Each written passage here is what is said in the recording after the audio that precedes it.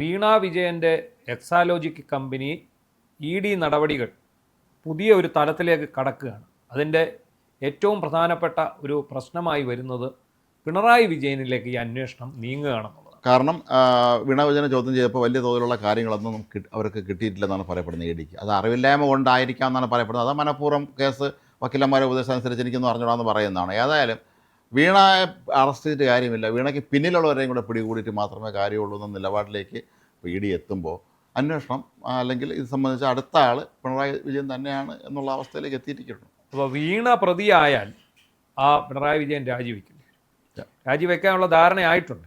വീണ പ്രതിയായി കഴിഞ്ഞു. വീണ ഇപ്പം നിലവിൽ കേസിൽ പ്രതി ചേർത്തിട്ടില്ലല്ലോ. EDയുടെ പ്രാഥമിക അന്വേഷണം നടക്കുന്നതേ ഉള്ളൂ. അത്രയേ ഉള്ളൂ.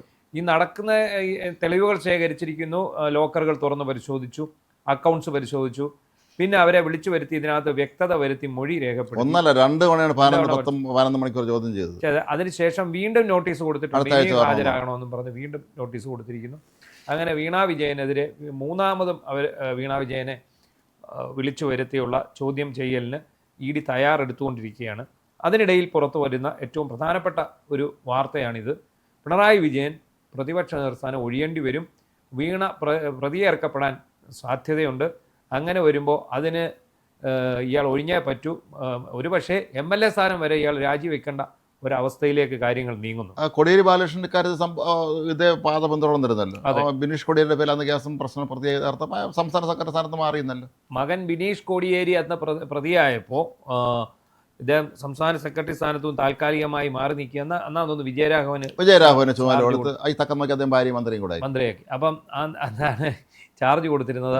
അത് മാത്രമല്ല, കോടിയേരിയുടെ വീട്ടിൽ ED റെയ്ഡും നടന്നിരുന്നു. ഈ ലഹരി മരുന്ന് കേസിലാണ് ബിനീഷ് കോടിയേരിയെ ബാംഗ്ലൂരിൽ 1 വർഷമാണ് തടവിലിട്ടത്. എന്നിട്ട് അവസാനം പറഞ്ഞ് ഇയാൾ പ്രതിയല്ലെന്ന്. ഇയാളെ ഇതുമായിട്ട് ബന്ധിപ്പിക്കാൻ യാതൊരു തെളിവും കുടുക്കി കൊടുത്ത സംസ്ഥാന സർക്കാർ തന്നെയാണെന്നുള്ളത് എല്ലാവർക്കും അറിയാവുന്ന ഒരു കാര്യമാണ്. BJP ആയിട്ടുള്ള അന്തർധാരയുടെ ഭാഗമായിട്ട് തന്നെയാണ് കോടിയേരി തങ്ക ഭീഷണി ആവരുതെന്ന് കരുതി കോടിയേരിക്കിട്ട് പണി കൊടുത്തത് ഈ മോൻ്റെ പേരിലായി പോയെന്നേ ഉള്ളൂ. അന്ന് BJP ആണ് കർണാടകം ഭരിച്ചിരുന്നത്. അത് ദേശീയ തലത്തിലുള്ള ധാരണയുടെ ഭാഗമായിട്ട് അല്ലെങ്കിൽ ഒരു കൂട്ടുകെട്ടിന്റെ ഭാഗമായിട്ട് പിണറായി വിജയൻ തന്നെ മുൻകൈ എടുത്താണ് ഈ ബിനീഷ് കോടിയേരിയെ അകത്താക്കിയതെന്ന് ഒരു ആരോപണം അന്ന് നിലനിൽക്കുന്നുണ്ട്. ബിനീഷും അമ്മയൊക്കെ അത് അല്ലെന്ന് പറയുന്നുണ്ടെങ്കിൽ പോലും അവരുടെ ചില പ്രവൃത്തികളും വാക്കുകളും കാണുമ്പോൾ ആർക്കാണ് അറിയാൻ പാടില്ലാത്തത്? അവർക്കറിയാമല്ലോ, അവർക്കത് കൃത്യം വിവരം ലഭിക്കാം. അവർക്ക് സംവിധാനം ഉള്ളതല്ലേ, ഇത്രയും പ്രധാനപ്പെട്ട നേതാവിൻ്റെ കുടുംബമല്ലേ, അവർക്ക് കാര്യങ്ങൾ അറിയാൻ പറ്റും. ഏതായാലും ഇത് കോടിയേരി കാണിച്ച മര്യാദ പിണറായിയും കാണിക്കണം എന്നുള്ളൊരവസ്ഥയിലേക്കാണ് ഇപ്പോൾ എത്തിയിരിക്കുന്നത്. CPMൻ്റെ PB കേന്ദ്ര കമ്മിറ്റി യോഗങ്ങളൊക്കെ ചേരുന്നുണ്ട്. അവിടെ എന്തായാലും ഇക്കാര്യത്തിൽ ഒരു അന്തിമ തീരുമാനം എടുക്കും എന്ന് തന്നെയാണ് കരുതപ്പെടുന്നത്. പാർട്ടി സെക്രട്ടറി ആയിരുന്ന കോടിയേരി ബാലകൃഷ്ണൻ അന്ന് മുഖ്യമന്ത്രി സ്ഥാനത്തേക്ക് പരിഗണിക്കപ്പെട്ടു. അപ്പോൾ അതേ തുടർന്നാണ് പിണറായി വിജയൻ കളിച്ച് ഇയാളെ കുടുക്കിയത് എന്നാണ് പറയുന്നത്. ഈ പയ്യനെ 2021 ഭരണം കിട്ടുകയാണെങ്കിൽ പ്രതിപക്ഷ നേതാവോ മുഖ്യമന്ത്രി സ്ഥാനമോ കോടിയേരി ബാലകൃഷ്ണൻ കൊടുക്കേണ്ടി വരുമായിരുന്നു. അതെ, അതിന് മുമ്പേ തന്നെ അവർ തീരുമാനമാക്കി കാര്യത്തിൽ. അതുകൊണ്ട് തന്നെ കോടിയേരിയെ അവർ മൂടെ വെട്ടാൻ തീരുമാനിച്ചു. ചുമ്മാ അങ്ങ് കോടിയേരിയെ വെട്ടാൻ പറ്റത്തില്ലായിരുന്നു. അങ്ങനെ വന്നപ്പോൾ എന്ത് ചെയ്തു, നേരെ മകനെ ലഹരി കേസിൽ കുടുക്കി അവിടെ ജയിലിലടച്ചു. അപ്പം EDയുടെ റെയ്ഡ് നടത്തി എന്തൊക്കെ ചെയ്യാൻ പറ്റുമോ അതെല്ലാം ചെയ്തു കൊടുത്തു. അപ്പം അന്ന് കോടിയേരി കാണിച്ച ഒരു ധാർമ്മികതയുണ്ട്. അദ്ദേഹം പറഞ്ഞു, എൻ്റെ മകൻ ലഹരി കേസിൽ പെട്ടു, ഞാൻ പാർട്ടി സെക്രട്ടറി ആയിരിക്കാൻ യോഗ്യനല്ല എന്ന് പറഞ്ഞിട്ടാണ് അദ്ദേഹം അന്ന് ഒഴിവായത്. തൽക്കാലത്തേക്കാണ് അദ്ദേഹം മാറി. മാത്രമല്ല, കോൺഗ്രസ്സുകാർ എത്രയോ അന്തസ് കാണിച്ചിട്ടുണ്ടായിരുന്നു ഇത്തരം രാജിവെക്കുന്നതിന്. K കരുണാകരൻ തന്നെ രാജൻ കേസിൽ സത്യം പറഞ്ഞാൽ ഇന്നത്തെ പല നേതാക്കന്മാരെ വെച്ചു അദ്ദേഹം രാജിക്കേണ്ട ആവശ്യമൊന്നുമില്ല. കോടതി പരാമർശിച്ചു എന്ന് പറഞ്ഞാൽ അപ്പം രാജിവെച്ചു. അതുപോലെ KP വിശ്വനാഥൻ കോടതിയിൽ പരാമർശം നടത്തിയുള്ളൂ. കോടതി ഇയാൾ തെറ്റിയതൊന്നും പറഞ്ഞിട്ടില്ലായിരുന്നു. വനമന്ത്രിയായിരുന്നു. അവരൊക്കെ രാജിവെച്ചു. ഇവർ KM മാണിയൊക്കെ സീസറിന്റെ ഭാര്യ സംശയത്തിന് അതീതമായിരിക്കണമെന്ന് ഹൈക്കോടതി പറഞ്ഞു. അപ്പം രാജിവെച്ചു.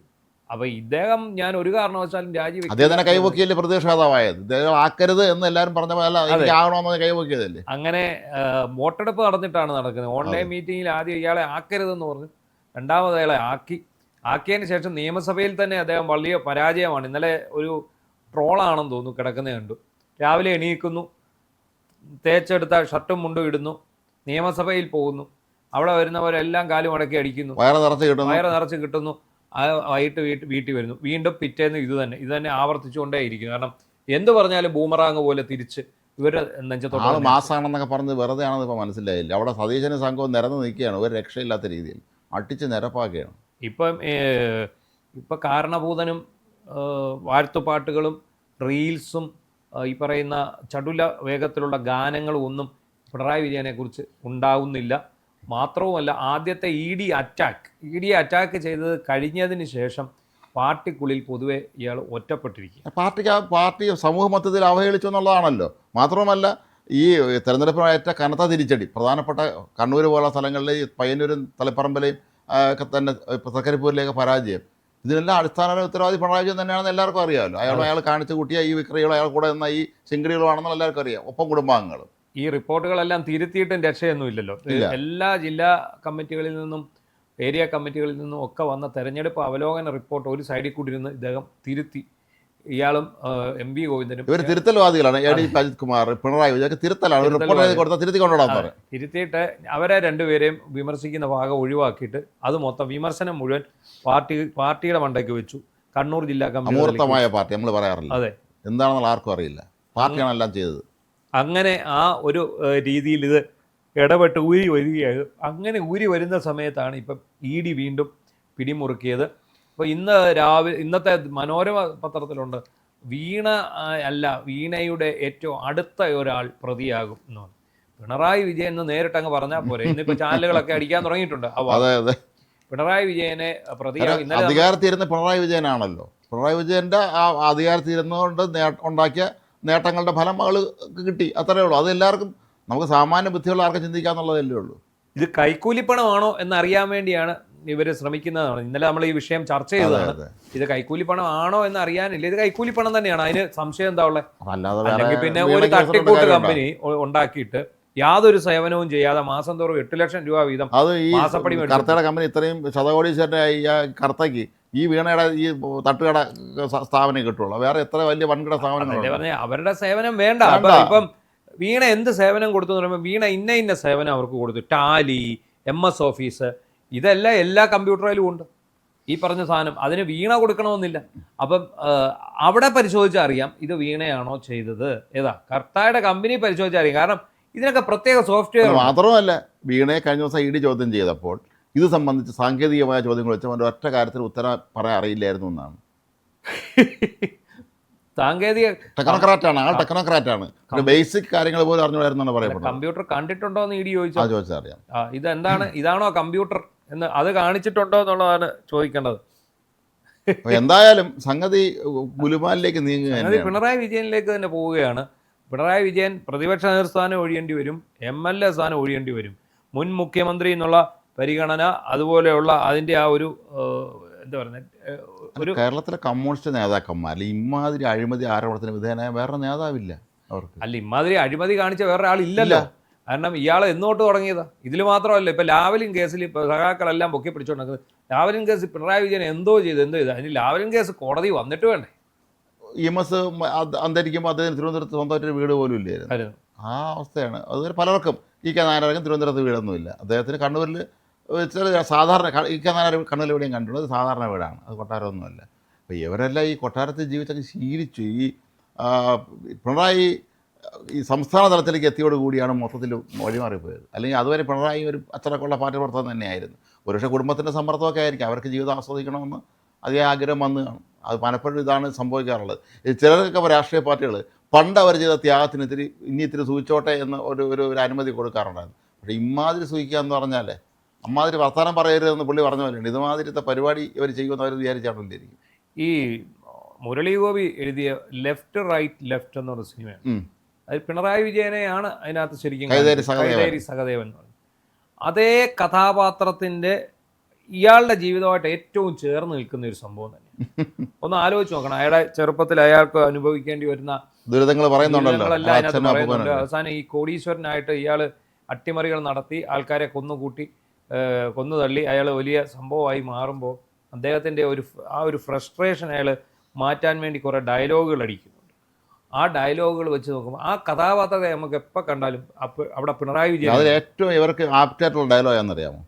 ബൂർഷയെ തോപ്പിക്കണമെങ്കിൽ അവൻ്റെ അപ്പം ബൂർഷ ആവണമെന്ന് നമ്മൾ. അതെ, ആണല്ലോ, ഇവരെല്ലാം ബൂർഷകളാണല്ലോ ഇപ്പോഴും. അപ്പോൾ ഈ ബൂർഷകളോടുള്ള പോരാട്ടത്തിനിടയിൽ ഞങ്ങളും ബൂർഷകളായി മാറിപ്പോയി അറിയാതെ. അതാണ് സംഭവിക്കുന്നത്. എന്താണെങ്കിലും പതുക്കെ നമ്മൾ ഇന്നലെ പറഞ്ഞ പോലെ തന്നെ ജലം അതിൻ്റെ നാഥനെ തേടുകയാണ്. പതുക്കെ ED വരും. യഥാർത്ഥ കുറ്റകൃത്യം മകളുടെ പേരിൽ തട്ടിക്കൂട്ട് കമ്പനി ഉണ്ടാക്കി കോടീശ്വരന്മാരായ വ്യവസായികളിൽ നിന്ന് വൻതുക കോഴപ്പണം പിണറായി വിജയൻ കൈപ്പറ്റി എന്നുള്ളതാണ്. ഏതായാലും ഈ CPM എന്ന് പറയുന്നത് പിണറായി വിജയൻ്റെ തറവാട്ടിൽ നിന്ന് കൊണ്ടുവന്ന് ഉണ്ടാക്കിയ പാർട്ടിയല്ല, ഒരുപാട് പേരുടെ കഷ്ടപ്പാടിൻ്റെതാണ്.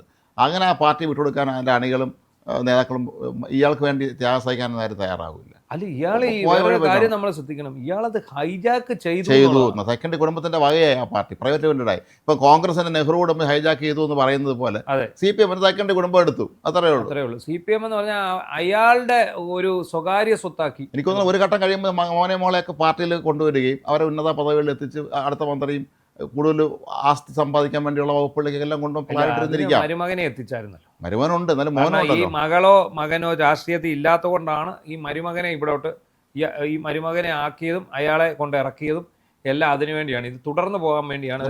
മോനെ കൊണ്ട് പ്രകാശ് കാരാട്ടിനെ പോലെ മനുഷ്യബന്ധമില്ലാത്ത നേതാക്കന്മാരെങ്കിലും സ്വന്തം പഞ്ചായത്തിൽ നിന്ന് 10 വോട്ട് കിട്ടാത്ത ആളിലൊക്കെ ആണല്ലോ അഖിലേന്ത്യാ ജനറൽ സെക്രട്ടറി. അതിന് മോനെ കൊണ്ടുവരായിരുന്നു. ഇനിയിപ്പോൾ അത്ര നടക്കില്ല, എളുപ്പമല്ല കാര്യങ്ങൾ. എന്തായാലും യഥാർത്ഥ ആൾ പിണറായി വിജയനാണ്. പിണറായി വിജയനിലേക്ക് കാര്യങ്ങൾ നീങ്ങുന്നു എന്നറിഞ്ഞ് വളരെയധികം സന്തോഷിക്കേണ്ട ഒരു കാര്യം കൂടിയാണ്.